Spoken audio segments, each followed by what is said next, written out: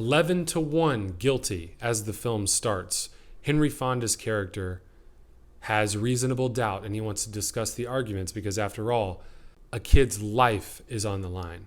I don't want to talk about Henry Fonda's character, though. I want to talk about a character by the name of Juror number 3, played by Lee J. Cobb. One of the best actors ever. Let's talk about this character. What is this character's spine? What is spine? It's just a driving force through life. This character's reason for living, the most meaningful thing to them. Based on the script, you can determine what someone's spine is. As an actor, you need to have a thorough analysis to determine an accurate spine supported by the text. If you can determine what that reason for living is, you can start to make accurate choices that bring out not only the believability of bringing this character to life, but also your artistic instincts. As you get to know this character, you start to realize he has some resentment for his son. His teenage son hit him, and it's something that he cannot shake, and it's obviously casting considerable bias in this decision as a jury member.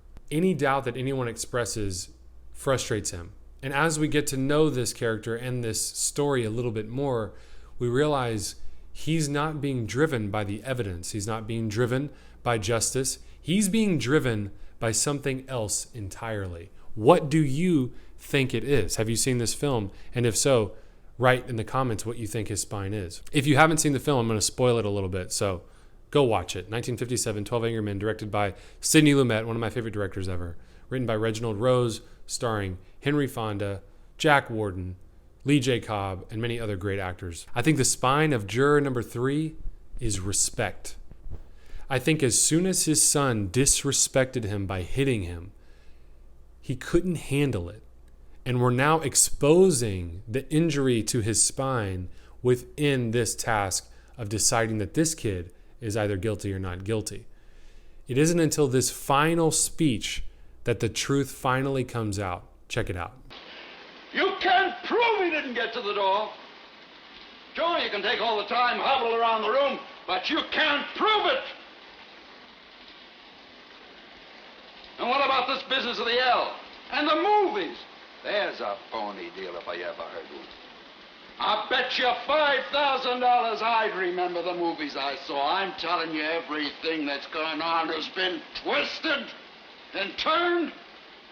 This business with the glasses? How do you know she didn't have them on? This woman testified in open court. And what about hearing the kid yell? Huh? I'm telling you, I've got all the facts here. Here. Well, that's it. That's the whole case.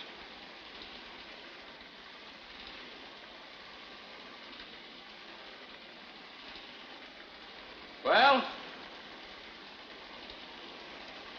Say something.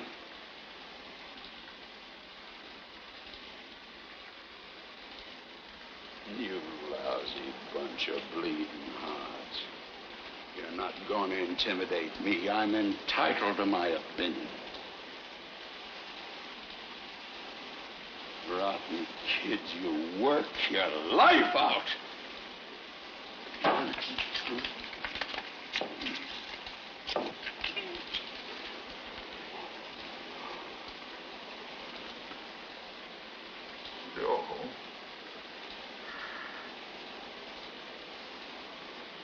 Not guilty. Not guilty.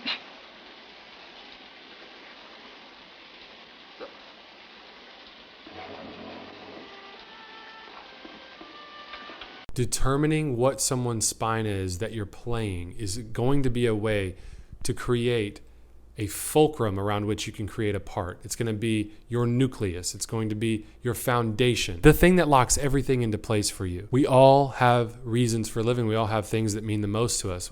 Usually we have one thing that's driving us most of the time. What do you think your spine is? If you know your spine really, really well, you're going to be able to fuse your spine with the spine of the character that you're playing, and that will really help lock the part in for you, making the dilemma of the character not something out of someone's imagination that's cold, dead text, but something that's really alive to you, so you, as the actor, can bring it home, bring it to life. And of course, what's most personal is most universal. Art is an outer molding of your inner life. So if you can create something out of the most personal place in you that's also imaginative, then you can really move people with your art. Choose from a place of depth so that others can establish and experience the meaning within which they can participate by being audience members. Juror number 3's spine is so clear by the end of the film, and Lee J. Cobb does such a brilliant job of bringing it to life. I don't know what his process was for this, but he did a fantastic job in connecting himself to what means the most to this character. The disrespect of his son hitting him is something that he doesn't want to be reminded of, but unfortunately, it's something that he can't forget. And it's poisoning his compass for justice. It's poisoning his integrity, and it's preventing him from voting a righteous verdict.